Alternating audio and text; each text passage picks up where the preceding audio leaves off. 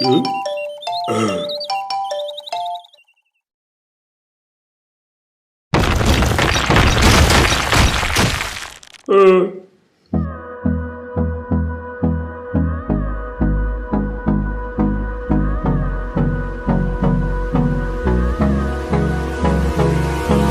Hold me close till I get up. Time is barely on our side. I don't wanna waste what's left. The storms we chase are leading us, and love is all we'll ever trust. Yeah, no, I don't wanna waste what's left. And on we'll go,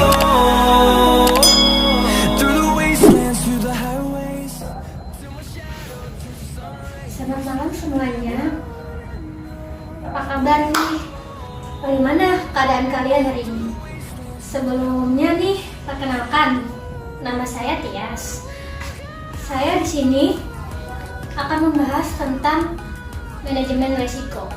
Seperti apa aja sih manajemen risiko itu bisa terjadi? Kemudian dalam menghadapi tantangan untuk mengatasi risiko itu terjadi, seperti apa sih itu? Nah, sebelum melanjutkan ke sana, aku mau kenalin nih ke kalian salah satu teman saya, namanya Kelvin. Silahkan. Gimana nih, apa kabar? Baik. Masih kerja? Masih. Wah, kerja di bagian apa nih? Saya di bagian desain gambar. Desain gambar. Bikin spare part mesin. Keren dong. Iya dong. Itu gambar apa aja sih, kalau boleh tahu? Ya gambar, misalkan dalam sebuah mesin itu ada salah satu spare part yang rusak. Lalu barang itu dibawa ke PT kita terus digambar, lalu dibuat yang baru gitu.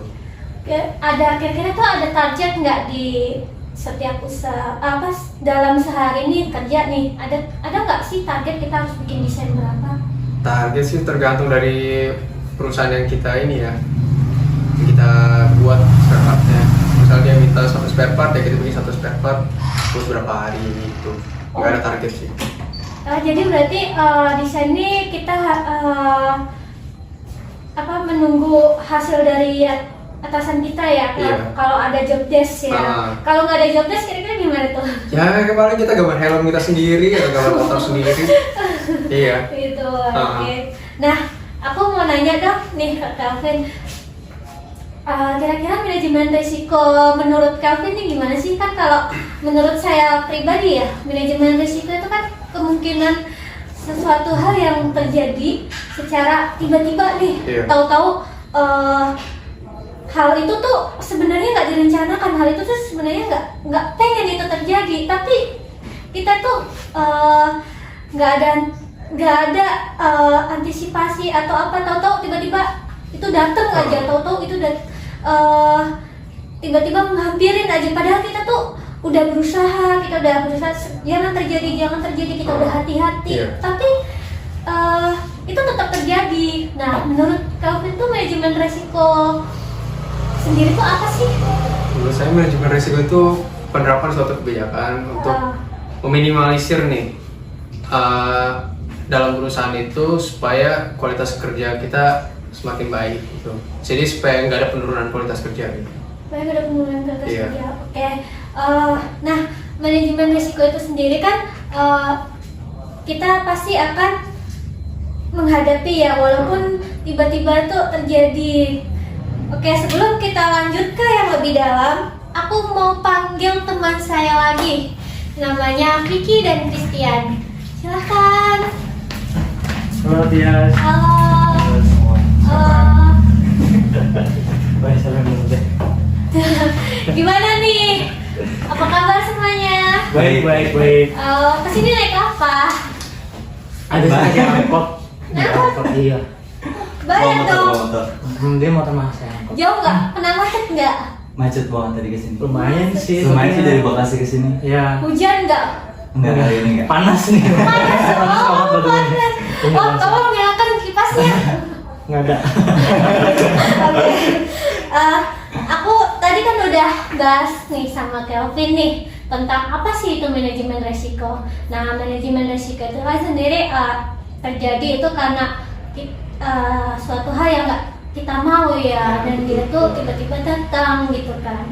Nah, aku mau nanya pendapat kalian berdua. Menurut kalian tuh manajemen risiko yang kalian cerna, manajemen risiko yang kalian pahami itu seperti apa sih? Siapa dulu nih? Vika atau saya dulu nih? Oh boleh, silakan siapa dulu? Ya udah, menurut saya ya. Iya. Kalau menurut saya sih dalam suatu perusahaan pasti ada manajemen risiko ya. Jadi ya manajemen risiko tuh kayak untuk mengantisipasi risiko yang ada dalam perusahaan biar apa namanya nggak terjadi sesuatu yang lebih parah lagi. Jadi kita harus mengantisipasi dalam manajemen itu tersebut. Nah, risiko itu kan pasti bahaya ya. Ya betul. Oh, berarti biar kita emang pasti nggak mau nih risiko itu terjadi nih. Terus menurut Bang Vicky sendiri itu apa? Kalau manajemen risiko, setiap perusahaan atau setiap manusia ya pasti memikirkan risiko ke depan atau yang seperti apa gitu. Kalau menurut saya, kalau misalkan saya sebagai owner di perusahaan gitu, misalkan saya punya usaha sendiri gitu kan. Kalau misalnya nanti karyawan saya bekerja tidak dengan semestinya gitu kan, pasti kan resikonya ada aja gitu kan. Tapi kita juga di samping itu harus bisa harus apa ya, memanage semuanya gitu. Oke. Risiko. Wah, calon-calon mau bikin usaha nih ya. Usaha kecil atau usaha besar? Dari kecil dulu. Dari kecil dulu.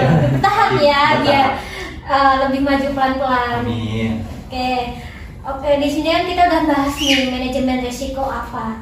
Sebelumnya aku pengen tahu dulu nih dari Christian dulu deh. Boleh. Christian, tadi kan saya udah tanya nih ke Calvin. Kalau Calvin kan kerja di bagian desain. Dia kerjanya job desk-nya tuh menggambar. Sedangkan Christian kira-kira kerja di pekerjaan. Nah, job desk itu apa ya? Ya. Kebetulan saya kerja di bidang sales. Saya kerja di retail Kakas di salah satu perusahaan terbesar di Indonesia. Oh, yang nawarin barang ke orang gitu. Sebenarnya nggak secara langsung nggak kayak gitu sih. Enggak. Emang kalau di tempat saya itu namanya sales advisor. Tapi di situ saya juga bekerja juga sebagai visual merchandising. Jadi saya punya 2 job desk di situ. Itu tuh kerjanya kira-kira tuh kayak gimana? Kalau di sales advisor, saya kerjanya ya menawarkan produk. Terus kalau ada customer datang nih bingung mau pilih produk apa, saya nge-suggest, saya menawarkan produknya yang terbaik, produk-produk yang terbaik sesuai dengan pilihan customer. Kalau di bidang visual merchandising, saya yang display barang-barangnya biar impuls customer menarik customer bahwa ini display bagus. Biar dia tertarik bisa beli. Betul, gitu iya ya. betul begitu. Kurang lebih itulah. Oke. Kalau Bang Vicky sendiri kira-kira gimana? Kalau saya sendiri kerja di retail, saya kerja di Mitra 10 di Jakarta Pusat. Lumayan pekerjaan jauh dari rumah sini saya di ya. Bekasi terus ke Jakarta Pusat, itu butuh effort banget kan. 1 jam mau ke sana sini, keren banget. Rezekinya memang di sana. Oke, nggak apa-apa. Kan dapat yang lebih gede lagi gajinya, siapa tahu ya. Amin. Oke. Kalau saya sendiri kerja sebagai staff customer service di Mitra 10. Itu tuh kerjanya tuh seperti apa ya kira-kira? Kalau customer service kan pasti tahu lah ya, tempatnya orang-orang pada komplain, entah misalkan dia pengirimannya telat atau mungkin barangnya tidak sesuai dengan yang dia beli gitu. Jadi kalau misalnya memang customer service itu kan memang kita harus ekstra sabar. Jadi kalau nggak sabar udah jangan jadi customer service. Ribut bisa-bisa ya? Bisa. Berarti nih setiap hari ngadepin orang-orang komplain nih? Setiap hari, bahkan setiap jam juga ada orang yang komplain.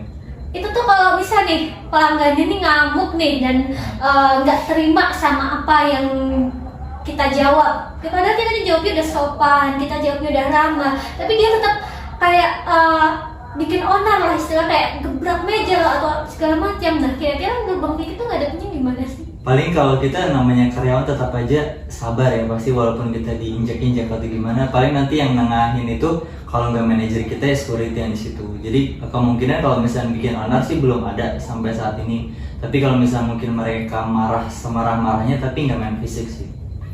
Jadi masih chill. Masih oh berarti di sini masih udah lah ya. Iya, masih bisa dihadapi ya. ditahan. Nggak sampai kayak pernah nggak sih kayak ada kalian kayak tiba-tiba nggak terima nih sama pelanggan. Gue udah sabar nih, udah ngadepin kalian dengan sabar-sabar nih, tapi kok masih kayak gini sih gitu. Nah, ada nggak sih, pernah nggak sih kayak gitu? Kalau customer juga kan emang beda-beda ya, dan kita juga sebagai customer service kan emang bukan saya sendiri, pasti rekan saya juga ada gitu kan. Dan kepala orang kan beda-beda gitu sifat dan karakternya gitu kan. Kalau misalkan mungkin diajak ribut sih, ya mungkin sama-sama keras ada gitu, tapi nggak sampai berantem sih. Cuma Iya, gitu. cuma ya udah gitu. Tapi intinya diselesaikan dengan Tetap baik. diselesaikan dengan baik. Oke. Nah, kita ini udah bahas nih ya. Di sini kita udah tahu nih pekerjaan mereka bertiga nih di bidang apa aja. Kemudian aku mau pengen lebih jelas lagi gimana tanggapan mereka dalam menghadapi resiko yang terjadi saat mereka bekerja. Tias, boleh saya putus benar nggak?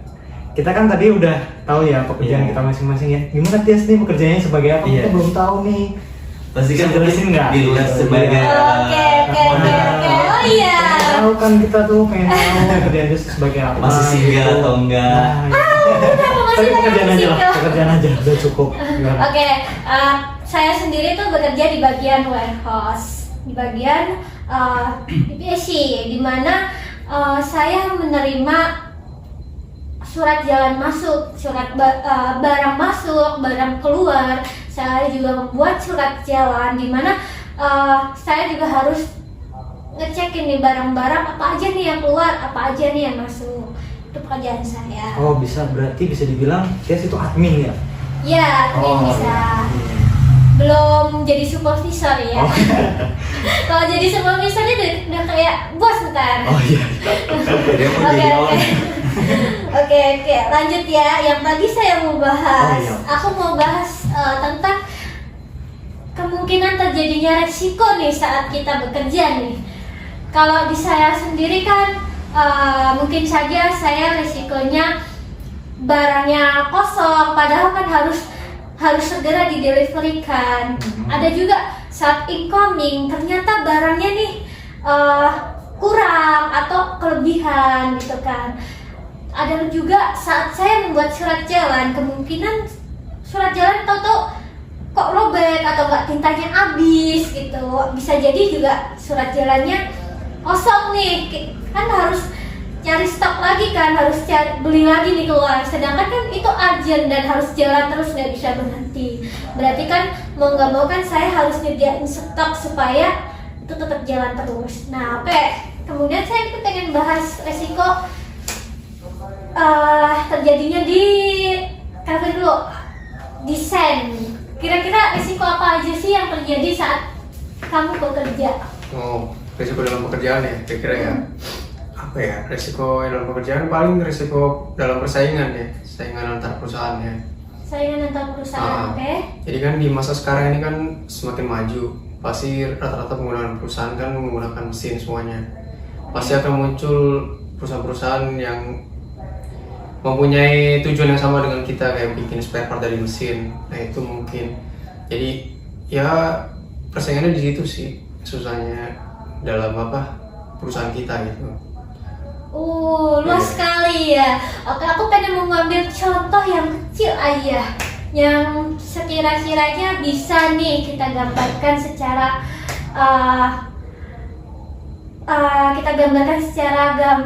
gampang aja, segampangnya aja deh. Contoh kecil aja.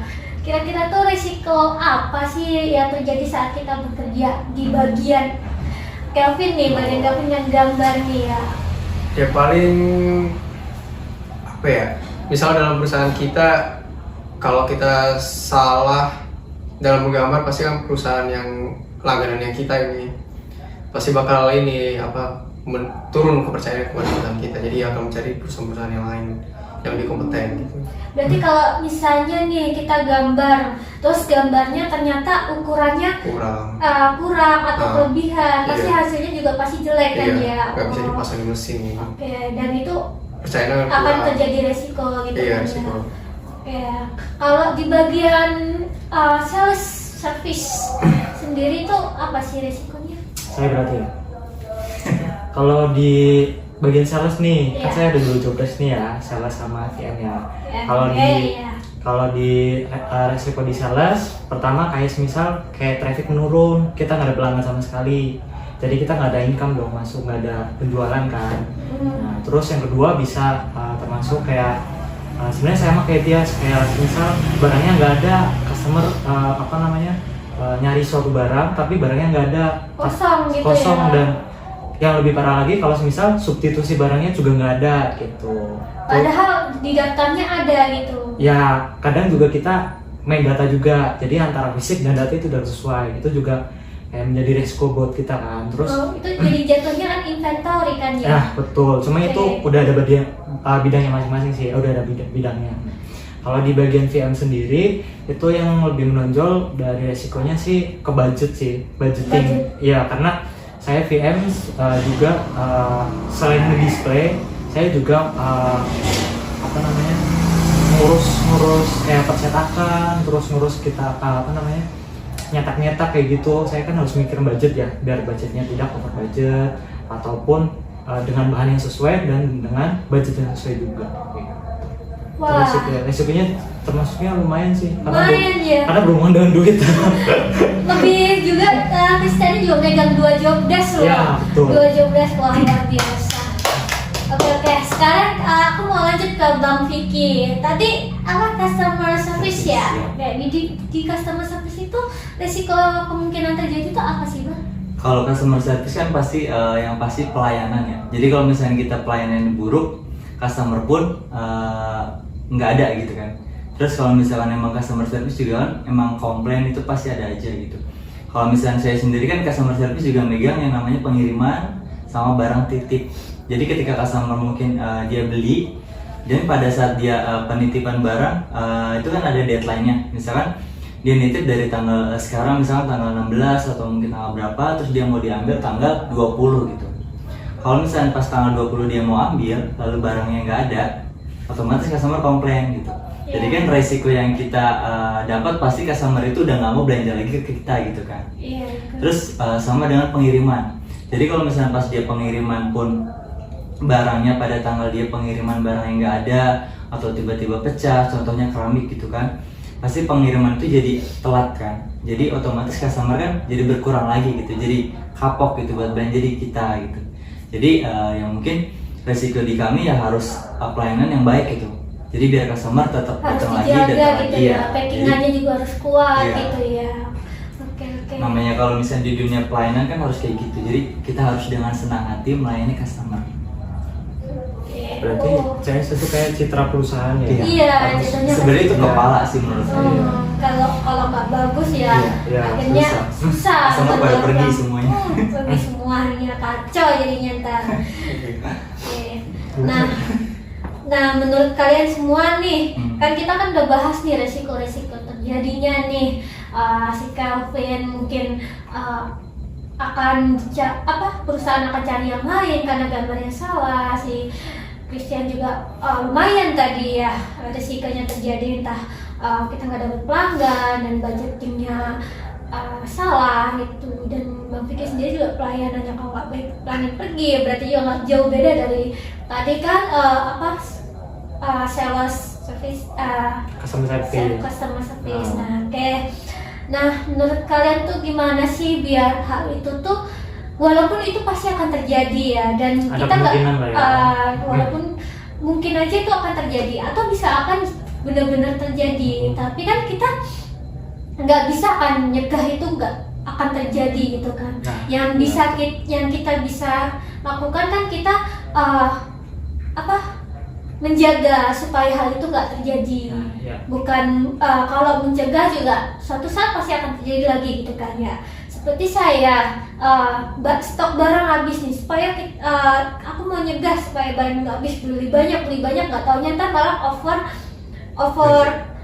stok, Ya, overstock. overstock. Jadi kan buffer gitu kan. di sisi lain kan saya harus ngurangin juga itu stok biar nggak kelebihan stok, dan juga yang surat jalan rusak atau tinta habis itu kan kita nggak akan tahu kapan tinta itu habis, walaupun punya stok nih, tahu ternyata tintanya awet lama gitu kan, dan juga surat jalannya ternyata kepake cuma sedikit gitu kan, jadinya kan sayang juga kan untuk keuangan perusahaan, jatuhnya kan jadi perusahaan yang rugi gitu kan. Nah oke, biar resiko itu nggak terjadi, kita kan harus jaga. Menurut kalian bertiga tuh di tempat kalian resiko kalian terjadi tadi itu gimana sih cara menjaganya? Siapa dulu nih? Mau dari siapa? Mang Kilo atau? Boleh. Oke, dari Mang Kilo. Kalau misalkan menjaga, paling kalau misalnya namanya di customer service sendiri kan otomatis tentang pelayanan lagi ya. Kita bicara tentang pelayanan. Gak jauh-jauh dari pelayanan ya. Intinya kalau misalkan pelayanan, yang penting pelayanan dari kitanya baik sih. Jadi ketika customer, ya walaupun mungkin customer sebelumnya kecewa, tapi kalau mesti kita tetap baik, hubungan baik sama customer kan pasti customer mau lagi gitu kan. Ya mungkin kalau misalkan kita ngejaga atau mungkin kita pengen lebih dengan customer, mungkin ketika dia ulang tahun atau apa gitu, kita kasih hadiah, gift atau apa gitu kan. Iya. Jadi biar customer itu tetap menjaga relationship sama kita gitu. Jaga hubungan lah ya. Jaga hubungan. Oh, kayak jogok juga ya itu. Iya, enggak sih. Biar customer senang aja sih, kadang customer itu kalau misalnya belanja di kita itu kan kayak, Mas udah belanja banyak nih tapi hadiahnya dapat apa ya gitu. Nah paling kayak gitu. Kayak menghargai Ya, mereka yang udah datang. ketika belanja yang ya. banyak gitu. Jadinya Sebenarnya belanja berarti- banyak pun kalau misalnya memang rezekinya dia ya udah dapat. Kayak jatuhnya kayak kita secara nggak langsung ngasih penghargaan ke Iya, dia gitu reward, ya. betul. Wah keren juga itu saya. Oke. Kalau dari Christian cara menjaganya seperti apa? Kalau di tempat saya sih, saya kan juga sebagai sales ya, tadi sales sama KN. Kalau di sebagai sales sendiri, sebenarnya kurang lebih hampir sama, harus menjaga hubungan dengan customer gitu, dengan pelanggan yang ada kan. Kayak contohnya, mungkin tadi tuh kayak barangnya kosong, oh ya berarti kita minta nomor handphonenya, contoh, terus kita membangun hubungan dengan customer. Oh ya Bu, nanti kalau misal ada barangnya kita hubungin gitu. Itu juga untuk mencegah resiko tersebut. Terus nggak jauh dari tadi ya. iya, karena CS dan sales kan berhubungan langsung ke customer ya, ke pelanggan. Tapi sebelum itu ya kita harus ngejaga stoknya dari inventory, tapi sebenarnya udah beda bagian sih. Jadi dari inventorinya, dari barang-barangnya harus stoknya dibanyakin. Berarti kan kita juga harus laporan juga nih, wah ini Betul. barangnya mau habis nih, Ya barangnya mau betul, habis jadi nih. kita bisa kayak apa ya, menganalisis barang gitu. Oh pelanggan nih mau pesan segini nih, Iya. nah kayak antisipasi jatuhnya ya. Betul antisipasi stok gitu. Apalagi di tempat saya kan ada gudang tuh. Jadi bisa stok banyak gitu. Nah kalau di bagian VM sendiri sebenarnya saya nambahin ya yang tadi kayak apa namanya, resiko di dalam VM sebenarnya juga kayak display sih. Kayak misal saya ngedisplay tapi displaynya kurang menarik customer, ataupun mungkin ada sedikit customer yang tersinggung tentang display tersebut gitu. Sebenarnya itu juga ntar impact-nya ke customer juga kan. Iya. Berarti untuk mencegah risiko tersebut saya harus punya skill display yang bagus, ataupun mengikuti tren-tren yang ada gitu display. Kalau sampai bikin kreasi yang baru gitu Nah, ya, ya, biar betul. dikiranya kita nggak ngikut-ikut nih, kita punya gaya kita sendiri. Ya, namanya juga visual merchandising, berarti kita harus apa ya, visualnya bagus lah, lebih bagus dari di mata customer. Oke, sudah keren sih cara menjaganya. Oke, kemudian yang terakhir dari Calvin. Paling mencegahnya gambarnya bener. Iya sih benar sih. Bener juga sih ya. Dari gambar helm, tapi hasilnya malah teh kotak. Ya jadi kita gambar bola. Misalnya pas udah terlanjur dikirim nih, oh barangnya salah Pak. Ya kita bertanggung jawab. Oke Pak, kita bawa pulang aja, kita repair ya Pak. Berarti Terus kita gambar ulang. Gambar ulang. Nah Iya. itu tuh kan berarti cara menjaganya kan perlukah dicetak dulu buat hasilnya kelihatan Iya. atau Perlu, tapi kan liatin soft copy-nya gitu ya. iya perlu. Cuma kalau soft copy doang kan kita ngeliat gambar doang udah pasti oke gitu kan. Tapi kan kalau melihat hasil kan, wah ternyata gini gitu. Nah, Oh, sampel. jatuhnya sampel. Ya soalnya kan beda, misalnya barang yang dikirim ke kita kan barang udah rusak nih, terus kita gambar, nyata hasilnya beda yang sama yang di mesin, udah kita repair lagi gitu. Berarti kayak pengurangan berapa? Berarti bisa berkali-kali dong itu buat Iya bisa kalau kita jauh bedanya. biar pelanggan tuh seneng gitu ya. Berarti saat kita dapat NG itu berkali-kali, jadi jatuhnya NG nih ya, barangnya nggak sesuai nih. Nah, waktu kita dapetin NG berkali-kali gitu, berarti kan kita nggak lapor pelanggan atau kita tetap lapor pelanggan? Tetap lapor pelanggan. Oh, berarti tahap pertama begini hasilnya, tahap kedua begini gitu. Jatuhnya komunikasi ya.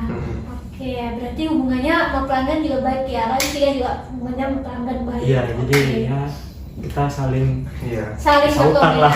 Ya, intinya sih biar manajemen resiko itu nggak terjadi.